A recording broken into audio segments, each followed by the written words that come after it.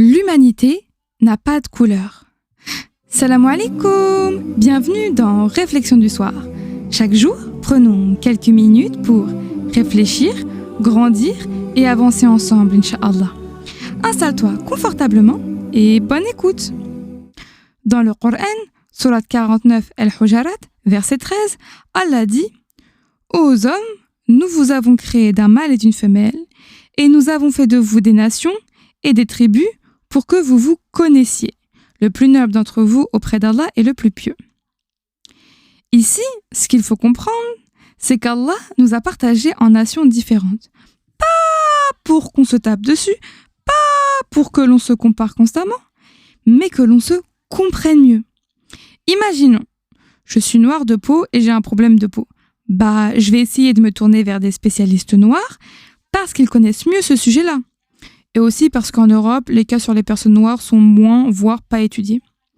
Idem, je veux me faire coiffer. Je vais pas tenter l'expérience d'un salon de coiffure dit de blanc pour me faire coiffer mon afro. On est bien d'accord. Donc, l'aspect communautaire, il est important dans ce cas-là, pour pouvoir partager une langue, un style vestimentaire, une expérience culinaire, mais c'est tout. Le tribalisme, il s'arrête là. Avant tout, on est tous des êtres humains. Et l'humanité, comme j'aime le dire, n'a pas de couleur. On est tout simplement des créatures d'Allah, qui certes avons des spécificités.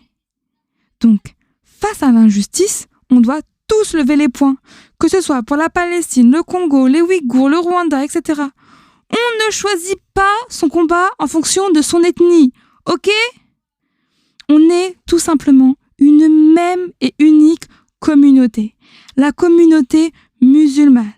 Donc, quand je vois qu'il y a des mosquées par pays, quand je vois des mariages qui sont empêchés par des parents, pas parce que les enfants ne sont pas pieux, pas parce qu'ils ne sont pas compatibles, tout simplement parce qu'ils ne sont pas de la même ethnie, je me pose sincèrement la question. On adore qui ? Allah ou nos origines ? On suit qui ? Les enseignements du prophète sallallahu alayhi wa sallam ou bien les enseignements de nos ancêtres ? Quand je vois comment une partie de la communauté se comporte, je me demande elle est où l'époque où les Ansar avaient accueilli les Mécois avec les bras grands ouverts simplement parce qu'ils étaient leurs frères en religion. Et aujourd'hui on est là, un tel vaut mieux qu'un tel, cette nation-là s'est dévendue, cela faut pas leur parler. Alors ce soir, souviens-toi que le plus noble d'entre nous, le meilleur d'entre nous, est le plus pieux.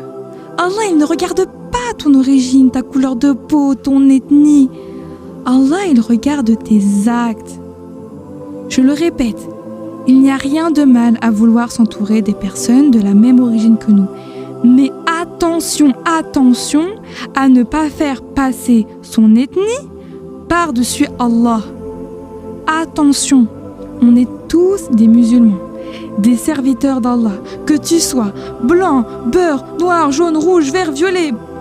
Devant Allah, la seule chose qui compte, c'est ta piété.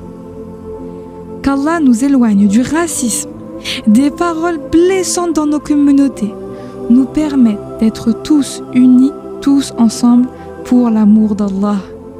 On se retrouve demain, Inch'Allah, pour une nouvelle réflexion du soir. Assalamu alaikum.